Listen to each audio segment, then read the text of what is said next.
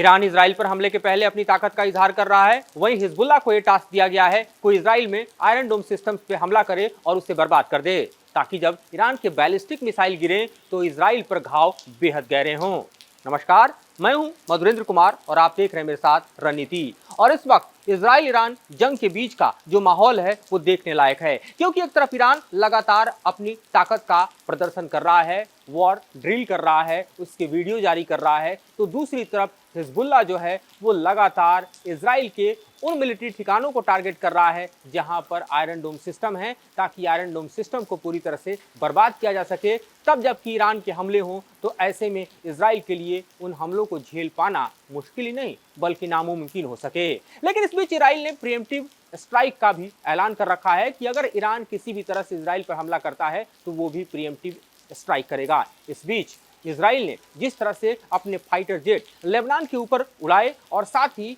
जिस तरह से सोनिक बूम के जरिए दहलाने की कोशिश और लेबनान को एक तरह से डराने की कोशिश की, उसका नज़ारा भी अब दुनिया के सामने है। इस बीच दोनों तरफ से हमले जारी हैं, यानी इजराइल हिजबुल्लाह के ठिकाने पर खास तौर पे आप देखिए तो नॉर्दर्न लेबनान के कई ठिकानों पर उसने स्ट्राइक को अंजाम दिया, जिसमें से 4 से 5 लड़ाके हिजबुल्लाह के मारे गए हैं। तो हिजबुल्लाह ने भी पलटवार करते हुए इजराइल के 2 बड़े मिलिट्री ठिकानों पर हमला किया और वहां भी आधा दर्जन के करीब आईडीएफ के सैनिक घायल हुए हैं, ऐसी जानकारी निकलकर सामने आ रही है। इस बीच एक बड़ा बदलाव देखा जा रहा है इजराइल के हमले को, जो कि गाजा की तरफ है। वहां पर जो शरणार्थी शिविर हैं उस पर भी इजराइल अब बम गिराने से नहीं चूक रहा और वहां से जो खबरें आ रही हैं वहां जान माल का काफ़ी नुकसान हो रहा है। एक तरह से मानवाधिकार हनन के फिर से सवाल उठने शुरू हो गए हैं, क्योंकि यह शनिवार को हमास का चीफ बनाया गया है और इस्माइल हानिया की मौत के बाद अब हमास का जिम्मा किसी और के हाथों नहीं बल्कि यहवा सिनेवार के हाथों है, जिसे माना जाता है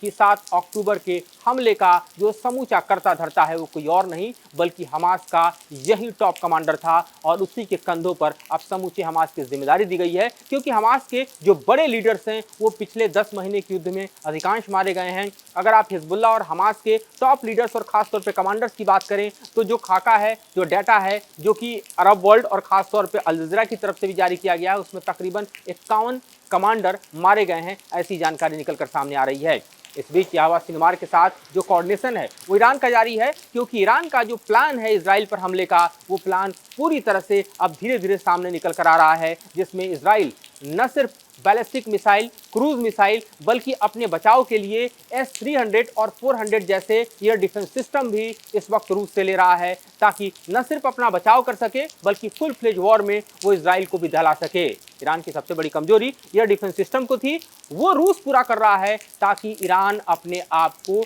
बचाव की मुद्रा में रहे और ख़ास तौर पे हमले करने के लिए क्रूज और बैलिस्टिक मिसाइल उसको पूरी तरह से मुहैया कराए जा रहे हैं, जिसका जखीरा इस वक्त तेहरान में खड़ा होता हुआ दिखाई दे रहा है और लॉन्चर जो हैं खासतौर पे मिसाइल को भी मूव करते हुए दिखाई दे रहे हैं। अगर आप WSJ की रिपोर्ट देखें तो रिपोर्ट कहती है कि जिस तरह के घातक हथियार इस वक्त ईरान के पास हैं और ख़ास तौर पे ऐसे ही क्रूज और बैलिस्टिक मिसाइल की खेप जो ईरान से हिजबुल्लाह को हासिल है, ये दोनों जब इजराइल पर बरसेंगे तो ऐसे में आयरन डोम के लिए बेहद मुश्किल होगा इसको टैकल कर पाना। और इसीलिए इस वक्त इजराइल अमेरिका के साथ मिलकर, नाटो के साथ मिलकर इस तरह के डिफेंस सिस्टम्स को क्रिएट कर रहा है, एक अम्ब्रेला क्रिएट करने की कोशिश कर रहा है ताकि अप्रैल की तरह ही वो ईरान के हमले को झेल पाए। लेकिन इस बार ईरान अकेले हमला नहीं करने जा रहा है, ये भी सर्वविदित है। ईरान का इस वक्त का जो कोऑर्डिनेशन है वो साफ तौर पर 4 से 5 देशों में दिखाई दे रहा है जो मिलकर हमला करने की तैयारी में है, जिसमें सबसे बड़ा गठजोड़ जो है वो ईरान के अपने सबसे कद्दावर प्रॉक्सी हिजबुल्लाह के हाथों में है, जिसके पास तकरीबन 1.25 लाख से 1.5 लाख की संख्या में रॉकेट और मिसाइल सिस्टम है। और इतना ही नहीं बल्कि अत्याधुनिक ड्रोन सिस्टम के जरिए भी हिजबुल्लाह को ईरान ने लैस किया है। और एक इमीडिएट बॉर्डर इजराइल का इस वक्त देखिए तो पूरी तरह से वॉर जोन में तब्दील दिखाई देता है,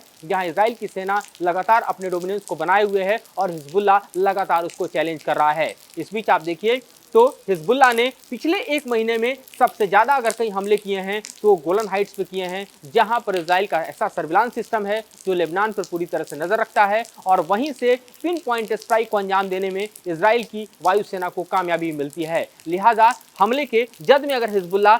गोलन हाइट्स को ले रहा है तो साथ ही अब इजराइल के वे तमाम मिलिट्री इंस्टॉलेशन को भी लेने लगा है जहां पर आयरन डोम सिस्टम है, ताकि ड्रोन हमले के जरिए उसको बर्बाद किया जा सके। और इसमें एक बड़ी सफलता हिजबुल्लाह को इसलिए मिलती नजर आ रही है क्योंकि उसके ड्रोन पूरी तरह से डिटेक्ट नहीं हो पा रहे और वो अपने टारगेट को हिट कर रहे हैं। तो ऐसे में इजराइल की चिंता का बढ़ना भी लाजमी दिखाई दे रहा है। इस बीच जिस तरह का माहौल बनता हुआ दिख रहा है उसमें अमेरिका अपनी डिप्लोमेसी के जरिए कोशिश कर रहा है कि ये वॉर गेम आगे न बढ़े, थम जाए, क्योंकि अमेरिका को पता है कि इजराइल और ईरान का जंग शुरू हुआ तो समूचे मिडिल ईस्ट को अपने आगोश मिलेगा, क्योंकि इस वक्त जिस तरह से ईरान के साथ सुपर पावर रूस निकल कर आया है और वो अपने स्ट्रेटेजिक अलायंस को आगे बढ़ा रहा है, इसलिए जंग इतना आसान होने वाला नहीं है। और अमेरिका में इस वक्त चुनाव है, अगर ये जंग शुरू हुआ तो अमेरिका इस जंग में फंसेगा और इस जंग में फंसने का मतलब है कि अमेरिका में चुनाव को लेकर जो फोकस इस वक्त जो है कमला हैरिस और बाइडेन को करना है या फिर दूसरी तरफ ट्रंप को करना है, ये दरअसल चुनावी युद्ध से निकलकर जो रियल वॉर है उसमें अमेरिका को ट्रैप होना पड़ेगा। लिहाजा अमेरिका इस वॉर गेम में अब ये टैक्टिक्स की कोशिश कर रहा है कि अब इसको डिले किया जाए ताकि अमेरिकी चुनाव निकल जाए और उसके बाद फिर यहाँ पर फोकस किया जाएगा।